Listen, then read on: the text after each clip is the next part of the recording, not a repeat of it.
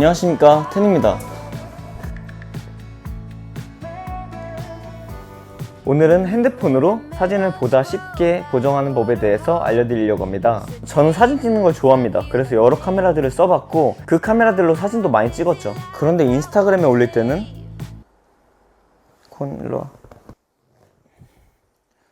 그런데 인스타그램에 올릴 때는 대부분 핸드폰으로 찍은 사진들을 올리게 되더라고요. 보통 라이트룸이나 포토샵을 켜기도 좀 귀찮고 휴대폰은 휴대폰만의 편의성이 장점이니까 어플도 그런 점이 필요하다고 생각했습니다. 제 인스타그램 사진을 보면 거의 카메라는 소품입니다. 그래서 저는 보통 핸드폰으로 어떻게 편집을 하냐면 두 가지 어플과 애플 기본 편집 기능을 사용합니다. 어플을 먼저 소개시켜드리자면 먼저 구글에서 만든 스냅시드라는 어플을 가장 많이 사용을 합니다. 저는 이 어플로 전체적인 보정을 하고 그리고 또 하나 인라이트라는 어플로 합성을 합니다. 근데 지금 이 어플은 포토폭스라는 어플로 여러 어플들과 함께 통합이 된 상태입니다. 그래서 이 인라이트라는 어플은 지금 업데이트 지원이 끊긴 상태인데요. 저는 유료 결제한 어플인데 좀 아쉽네요. 하지만 저는 이 어플로 할 수 있는 많은 기능 중에 믹스라는 기능으로 합성만 사용했기 때문에 업데이트도 필요 없이 그냥 잘 사용해 왔거든요. 그런데 소개를 해드려야 되니까 한번 새로운 어플로 시도를 해봐야겠네요. 일단 스냅시드라는 어플인데요. 이건 제가 가장 많이 사용하고 가장 편하고 쉽게 사용할 수 있는 그런 어플입니다. 이건 무료인데 정말 꿀 어플입니다. 이런 사진들은 전부 핸드폰으로 찍고 스냅시드로 보정한 겁니다. 일단 편집을 하실 때 화이트 밸런스라든지 노출, 대비 이런 게 어렵잖아요. 그래서 저는 딱 몇 가지만 알려드리도록 하겠습니다. 저는 보통 사진을 찍을 때 저를 중심에 두거나 아니면 원하는 것을 중심에 두는 것을 선호합니다. 가끔 그렇지 않을 때도 있지만요. 그런 사진들 같은 경우에는 보통 전체적인 분위기 때문에 중심에 두지 않는 경우가 있겠죠.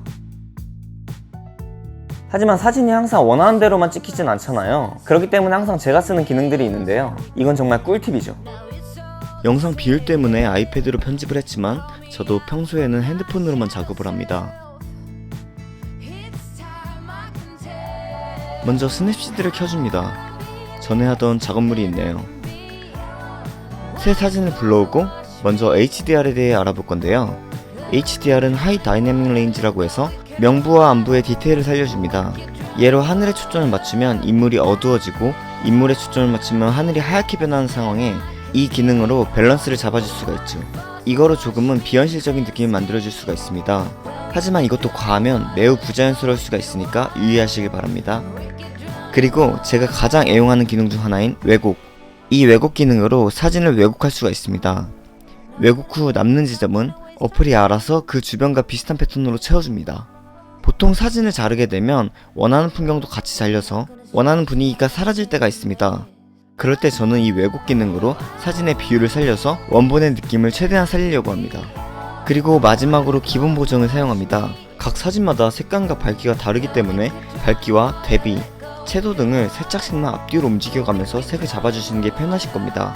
저도 이것들도 당연히 건드리지만 그중 스냅시드에서는 분위기를 가장 많이 건드립니다. 그러면 정말 분위기가 조금 달라지거든요. 저장은 세 가지 방법이 있습니다. 일반 저장을 하게 되면 원본 사진을 그대로 덮어쓰기가 되어서 언제든지 원본으로 돌아갈 수 있는 편집이 가능한 사진으로 저장이 됩니다. 그리고 사본으로 저장은 말 그대로 원본 사진은 그대로 놔두고 변경이 가능한 원본 편집본으로 따로 저장이 됩니다. 마지막으로 내보내기는 편하게 캡처본이라고 생각하시면 됩니다. 변경이 가능하지 않고 그냥 이 사진 그대로만 사용할 수 있는 편집본으로 완성본이 사본으로 저장이 됩니다. 이 다음으로 소개해드릴 기능은 확장 기능입니다. 이 확장 기능을 사용하실 때 조심하셔야 할 점은 색이나 주변 패턴이 어느정도 일정한 곳에 확장해 주시는 것이 어색하지 않은데요. 보통 바다나 하늘같이 색이 일정한 구간을 늘릴 때 주로 사용을 합니다. 다음 기능은 부분 보정입니다. 저는 여러가지 방법으로 사용을 합니다. 예시 사진과 같이 굳이 제가 밝지 않아도 되는 사진이 있잖아요. 예를 들면 역광과 같은 경우에 저는 어둡게 나와도 상관없지만 뒤에 노을이 좀 더 예쁘게 보였으면 좋겠다 생각할 때 그럴 때 부분 보정을 열고 뒷배경을 선택한 후 손가락으로 오므렸다 피면서 범위를 선택할 수가 있습니다. 적당한 범위를 선택 후 채도와 구조를 좀 더 올려줍니다. 그럼 보시는 바와 같이 이렇게 노을이 좀 더 짙어지는 느낌이 듭니다.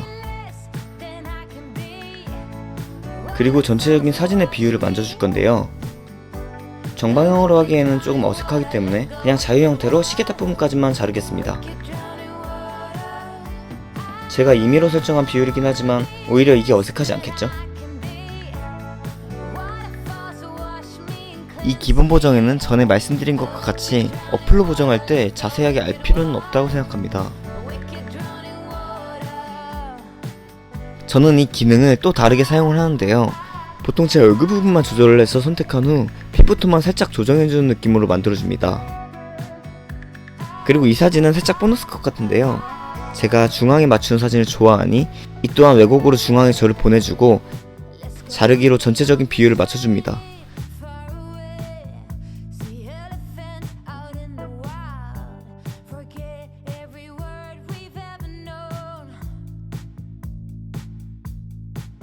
그 후 기본 보정으로 채도와 분위기를 살려줍니다.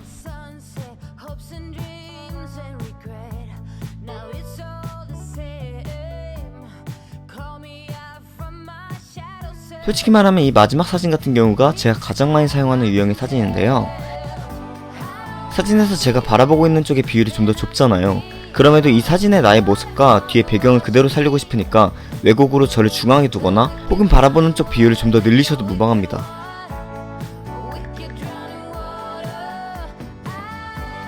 그리고 수평을 맞춰주고 기본 보정에서 분위기와 따뜻함을 조금 더 올려줍니다.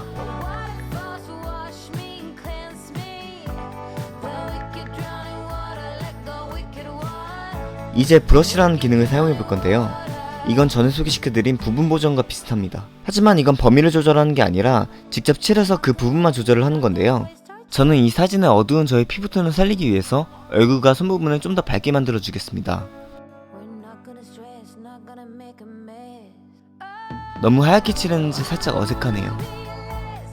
그래서 저는 부분 보정을 좀 더 선호하는 이유가 좀 더 어색한 느낌 없이 자연스러운 연출이 가능해 이런 얼굴 색감 보정에는 부분 보정을 사용하시는 것을 추천드립니다.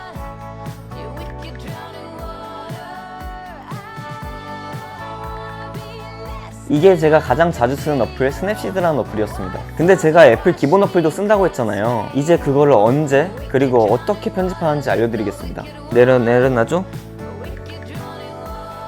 일단 저는 이걸 언제 쓰냐 하면은 스냅시드조차 쓰기 귀찮을 때 사용을 합니다. 그중 가장 많이 사용하는 건 왜곡. 하지만 왜곡에서 아쉬운 점은 스냅시드처럼 중앙에 나를 맞추는 용도로 사용이 안 되기 때문에 주로 저의 비율을 조금 더 높여주는 그런 용도로 사용을 합니다. 과하면 안 좋습니다. 약간 좀 너무 부자연스럽기 때문에.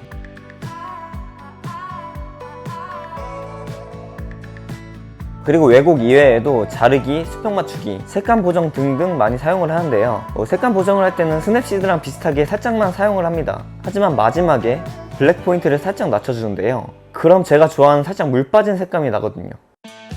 노출, 휘도, 따뜻함 등을 좌우로 움직여가며 원하는 색상을 만들어주시고 마지막에 블랙 포인트로 색감을 살짝 빼줍니다. 스냅시드와 같은 곳에서 편집한 것도 저는 가끔씩 기본 편집을 이용해 블랙 포인트를 낮춰주기도 합니다. 그냥 제가 이런 색감을 좋아하는 것 같습니다. 저는 기본 필터를 사용할 경우 드라마틱 필터만 사용을 합니다. 그리고 30 정도로 강도를 낮춰주는데요. 그러면 이렇게 꽤 괜찮은 느낌이 생깁니다.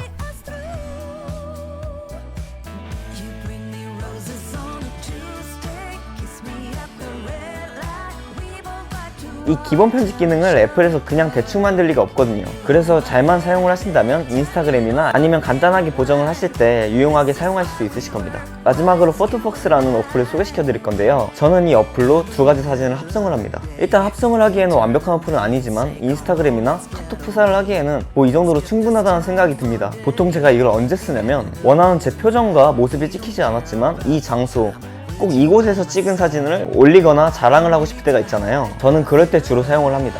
사진 중에서 그나마 나의 모습이 잘 나온 것 같은 내가 나온 사진과 그곳에서 찍은 배경만 찍은 사진 혹은 내 모습이 마음에 안 드는 사진 등을 사용해서 이 두 장을 믹스할 겁니다. 웬만하면 같은 장소에서 찍은 사진을 쓰시는 게 좋습니다.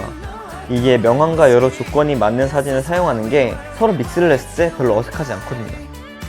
다시 돌아와서 일단 지우개 버튼을 누릅니다. 그리고 나서 전체적으로 블러운 사진을 지워줍니다.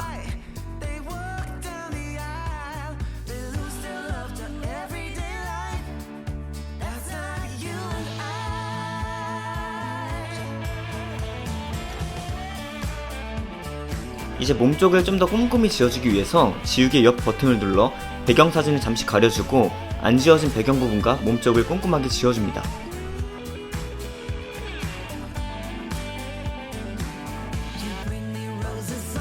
저는 이 영상을 10배 빠르게 돌린 건데 보시면 아시겠죠? 그냥 노가다입니다.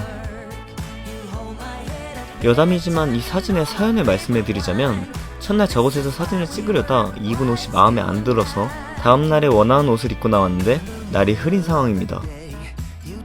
어떻게 하루 사이에 날씨가 급변하는지. 아, 저기는 아르헨티나입니다. 어느 정도 꼼꼼히 했으면 다시 배경을 틀고 안 지워진 부분을 지워줍니다.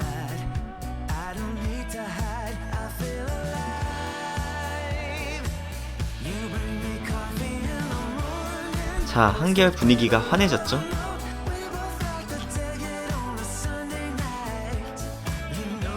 이 사진 같은 경우는 다른 사진인데 이렇게 조금 사람이 보이는 경우에는 브러쉬로 주변 색을 선택하고 그려주시면 티 안 나게 완성이 됩니다.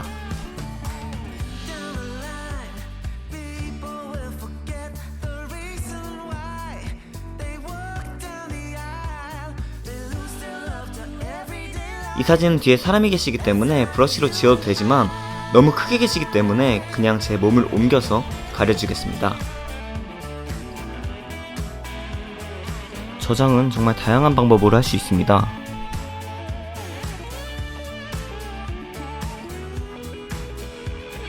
이제 아까 사용했던 스냅시드로 저의 몸 부분과 배경사진의 명암을 대충 맞춰주면 조금 더 자연스러운 사진이 완성이 됩니다. 자, 완성된 사진을 보여드리겠습니다.